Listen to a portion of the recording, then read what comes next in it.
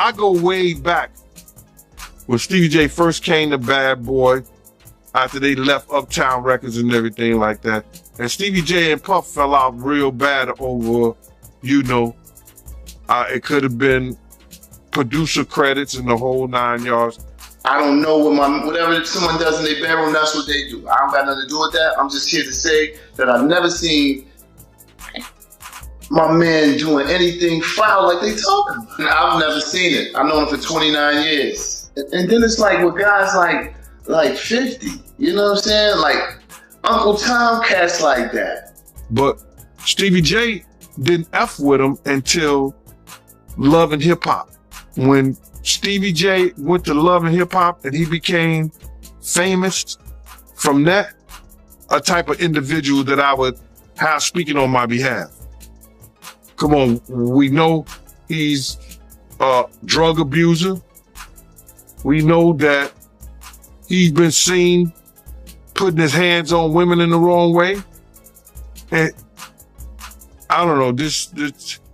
Stevie J tried to confront 50 Cent over the ongoing drama with Diddy, but JN Deal wasn't having it, mocking the idea and saying 50 would easily handle him. This comes after months of 50 Cent relentlessly tearing into Diddy on social media with bold accusations. I'm saying, it's like, now you want to put me, I don't know if y'all saw the post when 50 posted about me, of course you guys see. Yeah. Yeah, you know what I'm saying? But, you can't brush under the rug. I don't see anybody reporting about what Tatted Up Holly said about him beating her up and about, his other baby mom said beating her up. I just look at it as, he wants to bring the black community down worse than anyone else. How is that so? I said what I said on my post, and I'm saying it on that too. Now, since he didn't accept what my offer to him, and he want to continue to be a comedian, why don't you go make some movies with Michael Blackson and don't talk about me? Hey. If you don't want to fight, if you don't want to donate to charity, donate the bread to charity and fight, don't stop being a girl and talking about dudes. I find it funny that, when they first try to crucify somebody, they go through the media first. And they're just flooded with lies and propaganda. I'm not concerned about this this dude Curtis. You know what I'm saying? He's Uncle Tom, and that's just what it is. I'm gonna speak on 1,000% of what I know to be true about my guy. My spirits are up. He's spending time with his children and his mother. You know what I'm saying? I'm working out.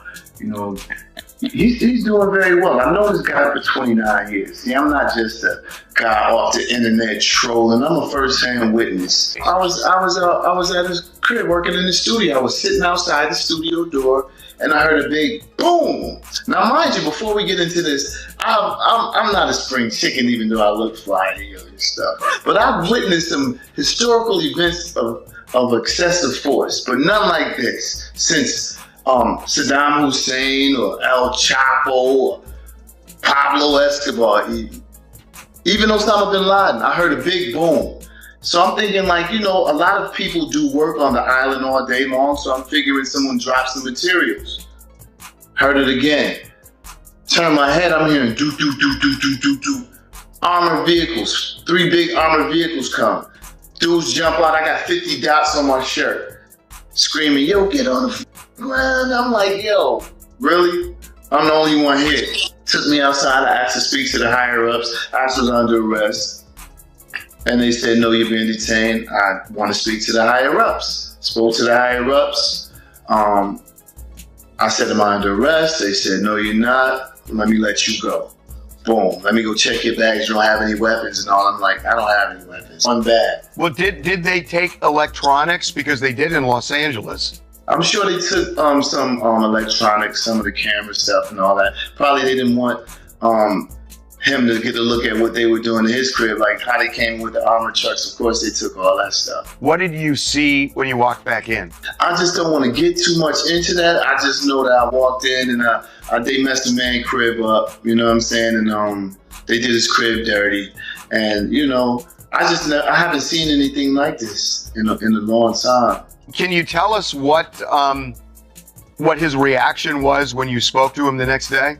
He was just devastated, just merely because he was going out of the country with his daughters for spring break. you know, and they had to witness things like that at the airport. I believe that would kind of shift the thinking of any man in general. If you're going on vacation with your kids and the feds show up and ruin your trip, and it's their senior year, you know what I mean? So I know he was more hurt by that. Yeah, we're gonna see, man. We're gonna see what they got. But speaking of the raid, right? Did you see that viral video of Diddy he was seen in Miami with Stevie J after the raid? You seen that video? Yeah, I seen it. What you think about that? Well, I go way back when Stevie J first came to Bad Boy, after they left Uptown Records and everything like that. And Stevie J and Puff fell out real bad over, it could have been producer credits and the whole 9 yards. But Stevie J didn't F with him until Love and Hip Hop. When Stevie J went to Love and Hip Hop and he became famous from that, Puff called him over there and they had a meeting. And I guess they rekindled their friendship. Because I used to bodyguard Stevie J. And, go to different clubs. I got pictures and everything. Stevie J didn't mess with Puff, until after that Love and Hip Hop thing went down, So now they back cool. What got me about the stuff like that them being back cool, that Stevie J went on TMZ and was speaking up on behalf of Diddy. Now, if anybody I want speaking up on behalf of me, or I had anybody speaking up on my behalf, it wouldn't be Stevie J. You understand? I don't think that an individual of his caliber is capable or can be trusted in a way that I would like for him based on his actions on television and who he is as a person, what he has been shown as an individual, is a type of individual that I would have speaking on my behalf. Come on, we know he's a drug abuser.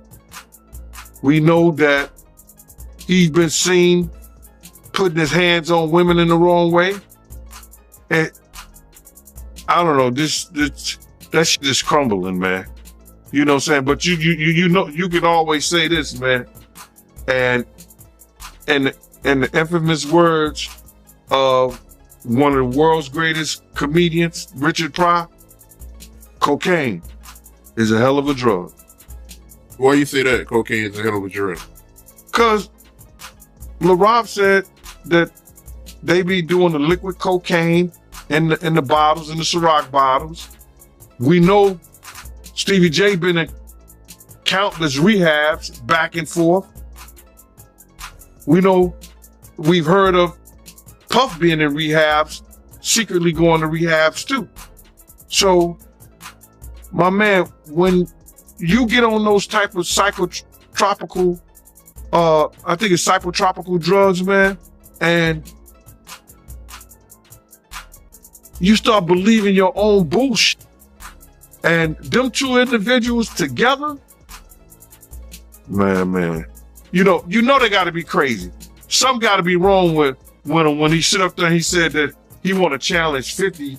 And I don't know much about that clout. Him challenging 50 to a fight, and we seen how 50 Cent, we seen how Stevie J fight on Love and Hip Hop and all that other bullshit. Him, Scrappy, him, this other cat. My man, there's no way. There's no way. He don't want it with 50, bro. That's if that ain't cocaine, the Pope ain't Catholic. So you feel like 50 Cent would give Stevie J that work? It wouldn't even be a job. 50 Cent will whoop niggas like Stevie J on the way to a real fight. You seen 50 fight before? I ain't never seen 50 fight. I seen some tapes of him get down on that end, but I never seen him fight in person. but I know the demeanor of a man. I was with 50 Cent on a couple of occasions, and one occasion, it was just me and 50 and about probably 6 other dudes that didn't want to get out the car because he was ready to get down. And you could see it in him. You could see he got it in him like that. I'm looking at him. I wrote this shit about this shit in my book. 50 ain't back. He don't back down, bro. And you could see when you know a dude is about it and got it in him, you could see it in his eye. You could see it in the way he carry himself. You see how he threw his old man in the bushes, Tony Yayo. They got tapes on 50 getting down boxing. I've seen tapes on him. You know what I'm saying? I've never seen him in person, you know, as far as fighting. I've been with him in person, but he got it in him, bro. But yeah, that caught me by surprise because I always knew that Stevie J, he did production for Bad Boy, but I never knew him and D was that close until, you know, as of late, you know, since the raid. So. No, they was close. Bro, Stevie J and Puff was like pots and pans back in the day. I don't know what happened between them, but something happened on the producing credit side that Stevie J stopped effing with him. And, you know, Stevie wasn't dealing with him at all. He was just doing more stuff for Jodeci. Stevie J wasn't pleased with 50 Cent's trolling and even challenged him to a televised fight. Fired up and ready to settle things physically, Stevie made it clear he wanted a showdown. But as expected, 50 just laughed it off and kept the trolling going.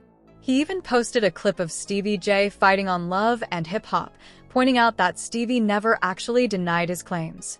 Not long after, reports surfaced that 50 had sold his surviving Diddy documentary to Netflix.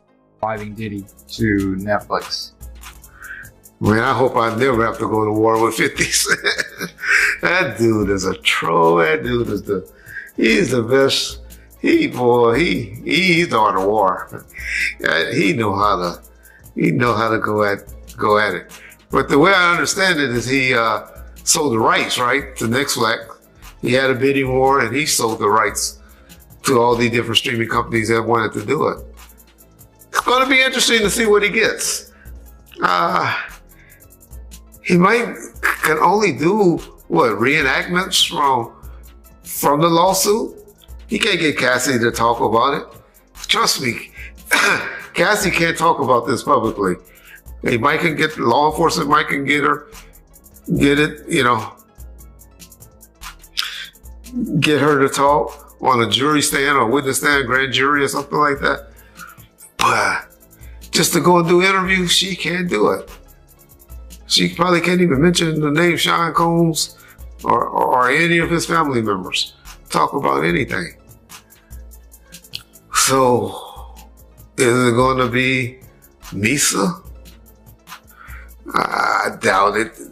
It's hard for females that have kids by men to do these, to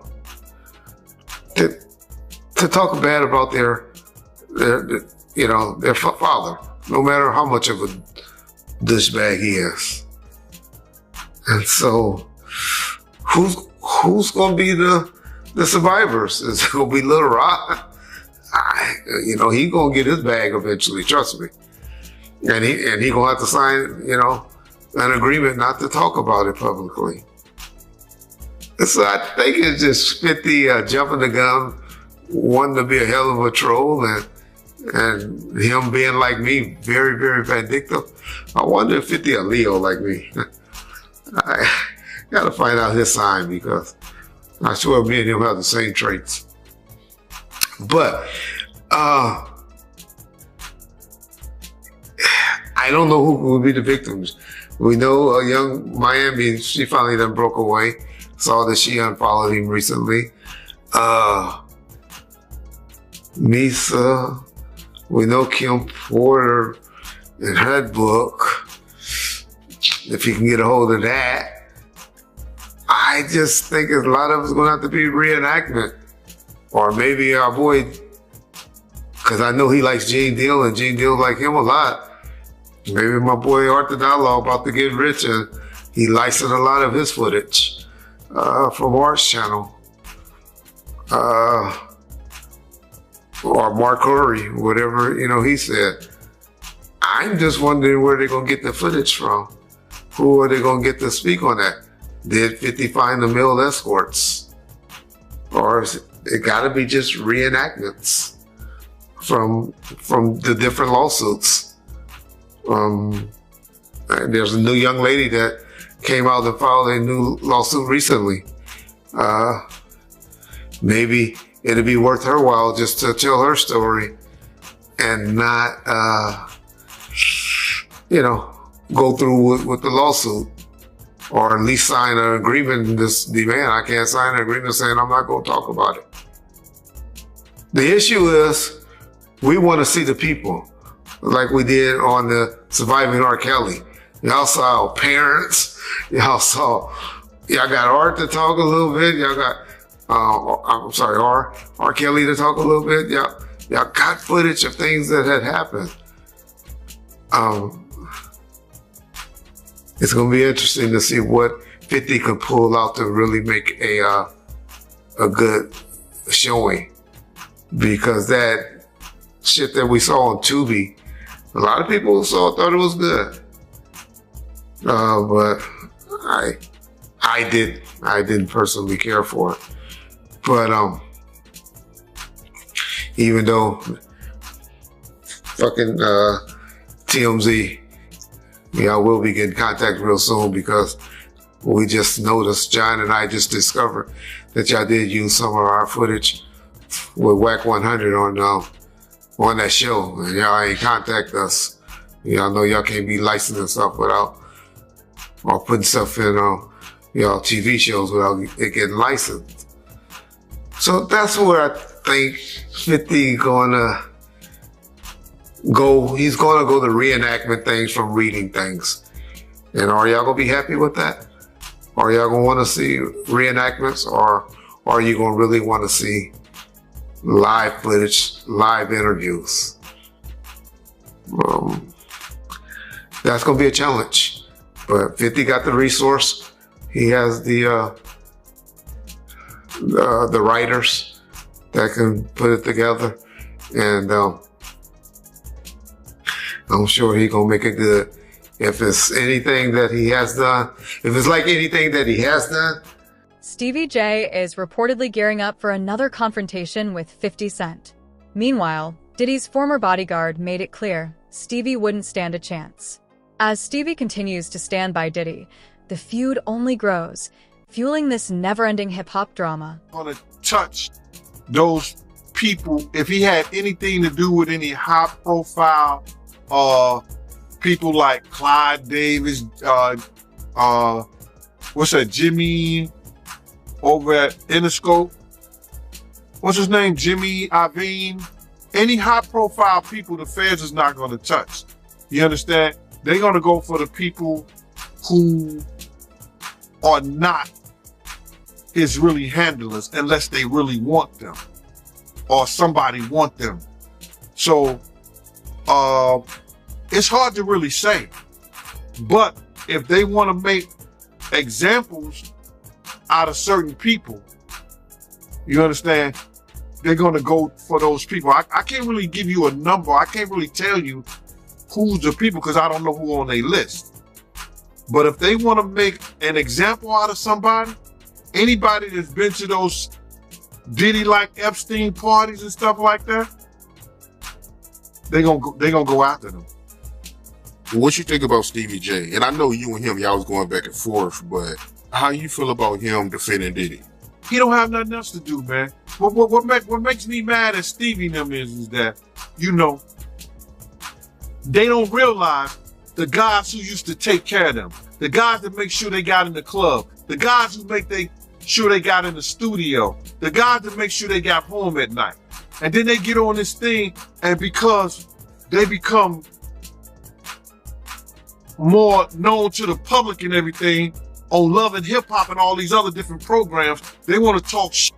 But Stevie J, no, I'm the type of dude, he talk about I got bad knees. I kick him so far up in his ass he tastes shoe polish, bro. I do not play with that. I'm the one that used to make sure that you was all right. You understand? And I got pictures when I used to bodyguard you, bro. And you know I never played those games. So because you get mad, because I say something about, you know what I know 50. I know 50. And I know you. You understand? If I gotta put my house up, if I gotta put my car, my jewelry, I'm putting my stuff on 50. I'm not gonna put it on you. I'm just telling you what I know. 50 hit that nigga so hard, man. He won't wake up to the middle of next week. He gets on here and he want to defend Diddy, defend them. You might be on some of them tapes. 9 times out of 10, you good at making tapes. You know the tapes that you made before in the past that made the internet. I'm not going to speak on that, Mighty. Not at all. You understand? Because it's got a young lady that's doing her thing in it, and she don't need to be spoken on. But, you know, everybody who knows what I'm talking about, they know the tapes that made the internet with Stevie J before. You know what I mean? So, for him to come to Puff defense, you don't have nothing. He got to come to his defense. Heard he lost his house, heard he lost this, that, and the third, the whole 9 yards. He's staying with a grown man at another man's house. So, what else he gonna do? Puff say, y'all come to my defense? He's the only one came to his defense. In the tape that she was referring to, and you don't have to go into detail about it, I think most people would know what she was talking about, but she was referring to the sex tape between Stevie J and Eve, right? And I don't know if this is true, you can tell me, but I heard that he leaked it, right? Allegedly, yeah, he's the one who leaked it. Want to be into something. You know what I'm saying? That's how those cats do, bro. They want to be, they sit back, and because this is the new form of entertainment, and regular dudes are getting more views than they are, they get mad and they get upset. You understand what I'm saying? They get mad and they get upset because this is the new form of entertainment, and a lot of people are blowing them out the water now. And they want to say crazy stuff when in fact, they wouldn't breathe hard if you was in the room with them. Yeah, that's real talk. And I was checking out one of your lives and you made a comment saying that, you know, Diddy, his ship is sinking fast because the only person that's coming out to defend him is Stevie J. Well, Diddy did a post and he said, speak now or forever hold your peace.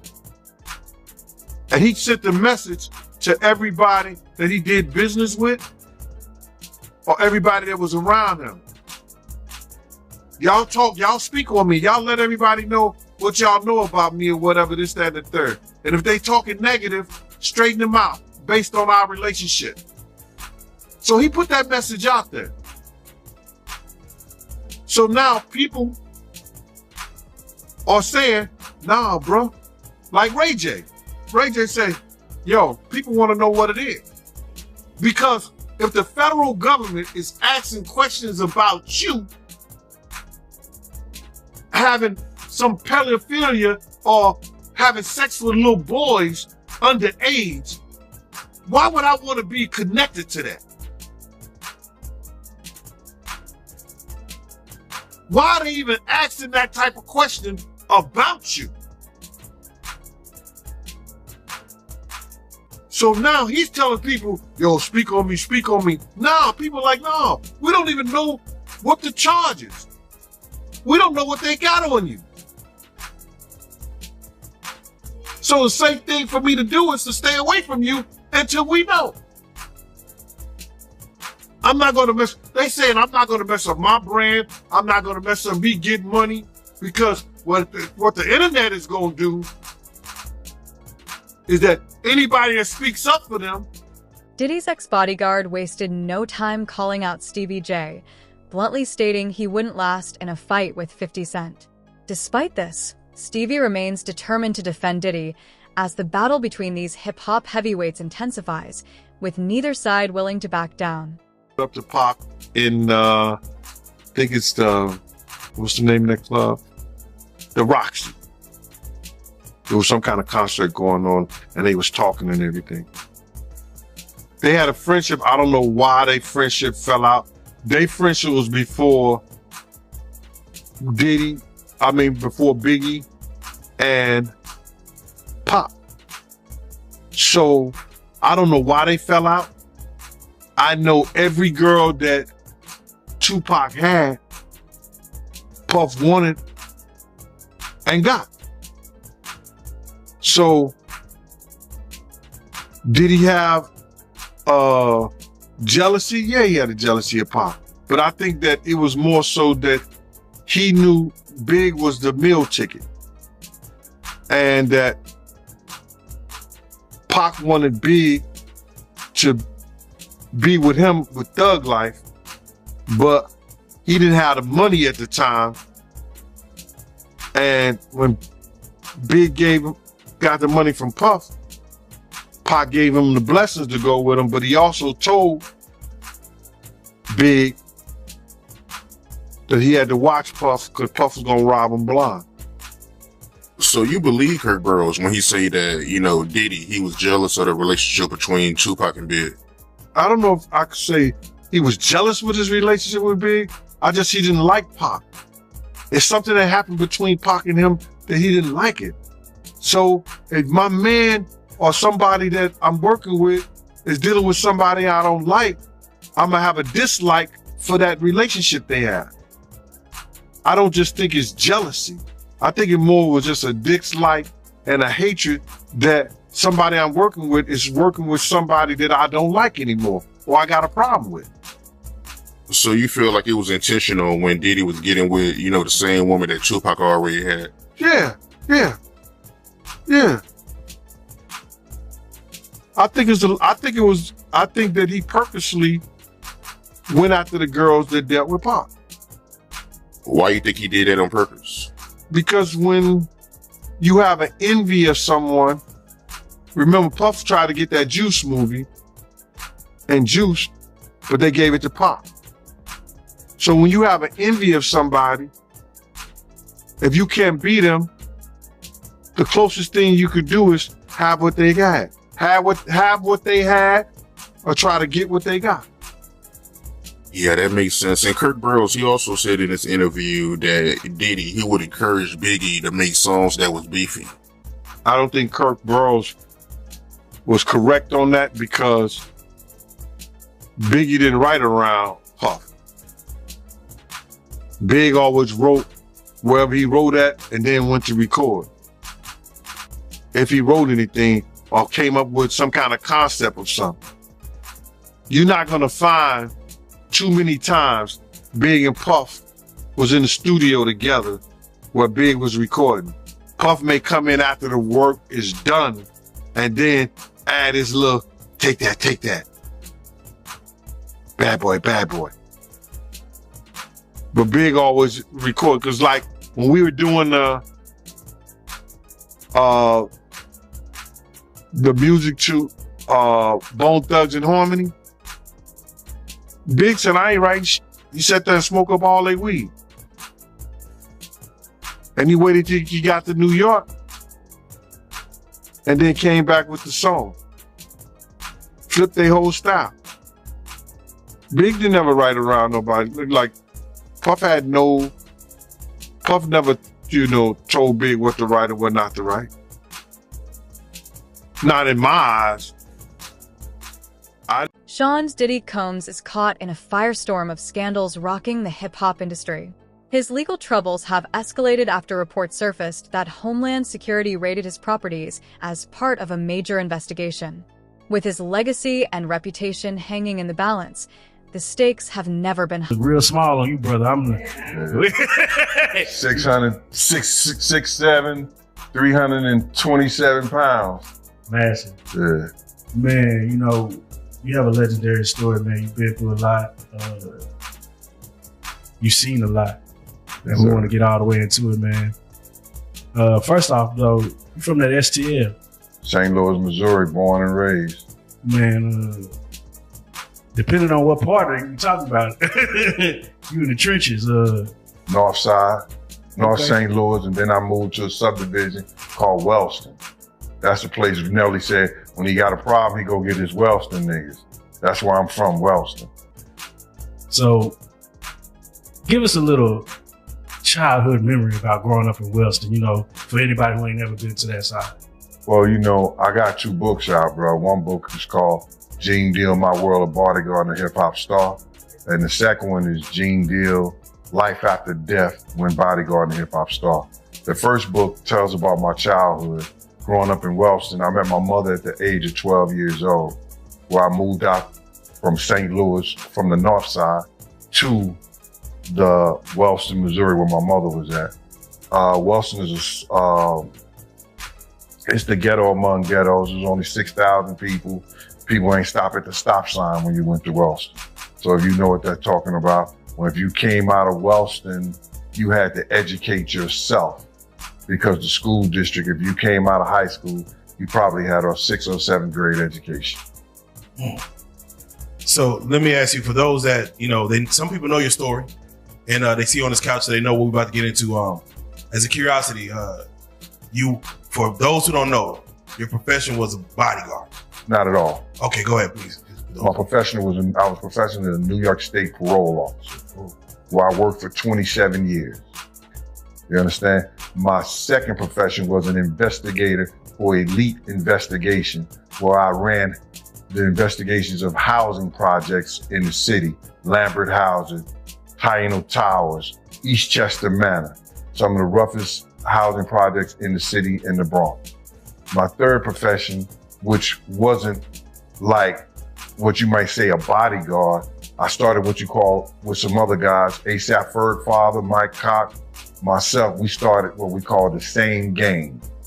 The Same Gang was a group of guys who, at the time, Harlem was coming up. Instead of them having cliques and they call cliques and crews, instead of them having gangs and stuff like that, we were people that partied together, you know what I'm saying, had a lot of fun, gave picnics, and that's where you got your guy Sean Combs came in when we brought him into the Same Gang.